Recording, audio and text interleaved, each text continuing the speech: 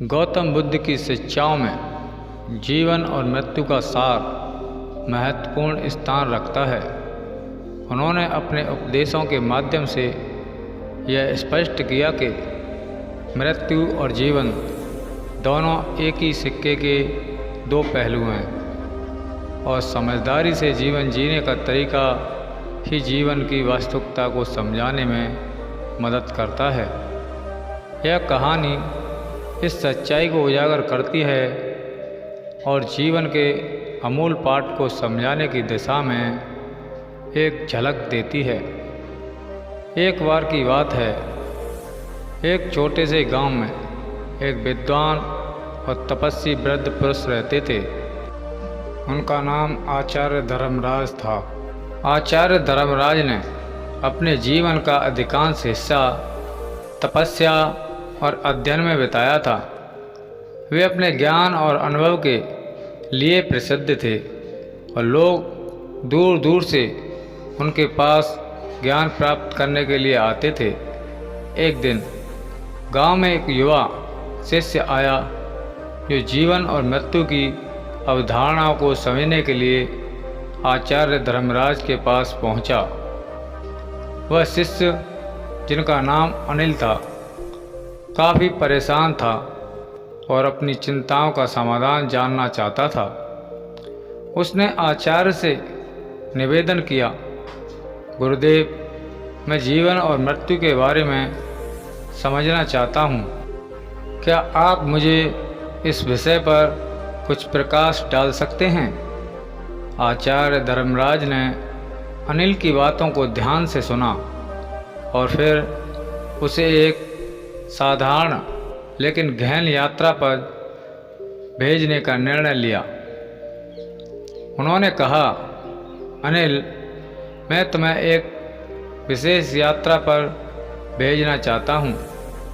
तुम्हें गांव के बाहर एक तालाब के किनारे एक पुराने पीपल के पेड़ के पास जाना होगा।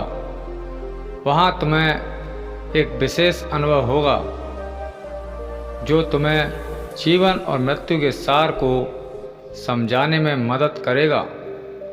अनिल ने आचार्य की बात मानी और यात्रा पर निकल पड़ा।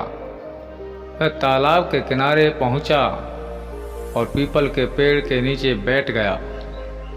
वहां बैठते ही उसे एक सुंदर और शांत वातावरण का एहसास हुआ। उसने देखा कि तालाब में पानी शांत और स्थिर है और पेड़ की छांव में एक अजीब सी शांति छाई हुई थी।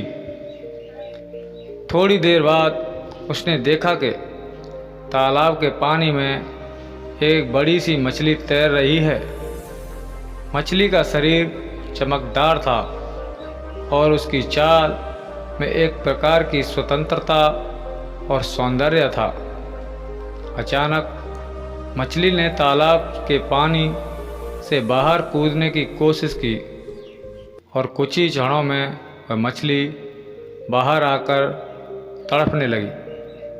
अनिल ने देखा कि मछली के बाहर आने के बाद उसकी हालत धीरे धीरे खराब हो रही है और उसकी तड़प बढ़ती जा रही थी।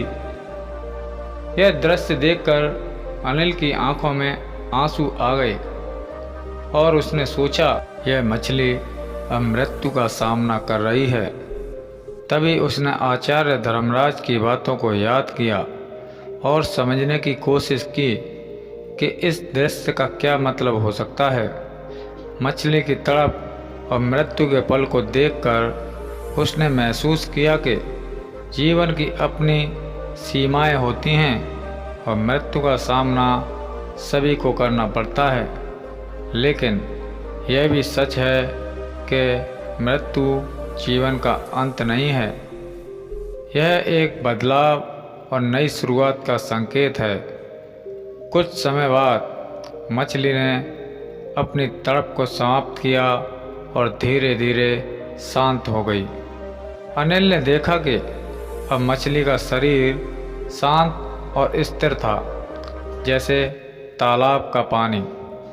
उसे यह समझ आ गया कि मृत्यु एक अंत है, लेकिन यह शांति और स्थिरता का संकेत भी हो सकता है। जीवन की यात्रा के अंत में शांति और संतुलन प्राप्त करना सबसे बड़ा महत्वपूर्ण है।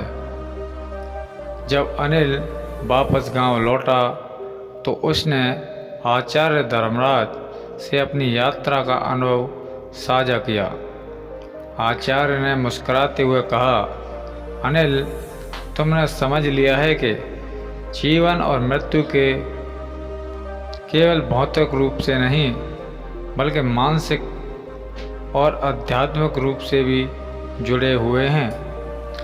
मृत्यु का एक बदलाव है, लेकिन यह जीवन का अनिवार्य हिस्सा है। समझदारी से जीना और मृत्यु को एक अंतिम यात्रा के रूप में देखना हमें जीवन के वास्तविक सार को समझाने में मदद करता है। आचार्य धर्मराज की शिक्षाओं ने अनिल की सोच और गहराई को बदल दिया।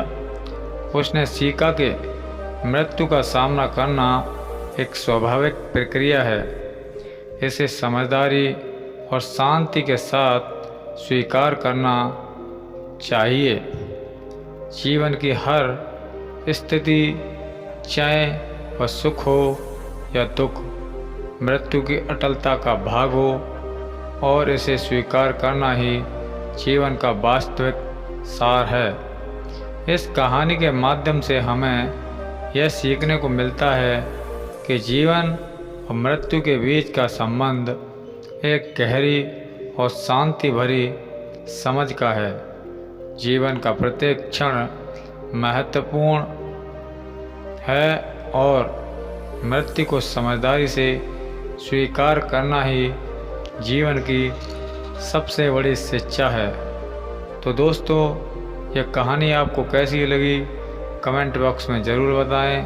अगर आपको कहानी अच्छी लगी हो तो चैनल को सब्सक्राइब कर लें, बेल आइकन को दबा लें और एक लाइक करना ना भूलें।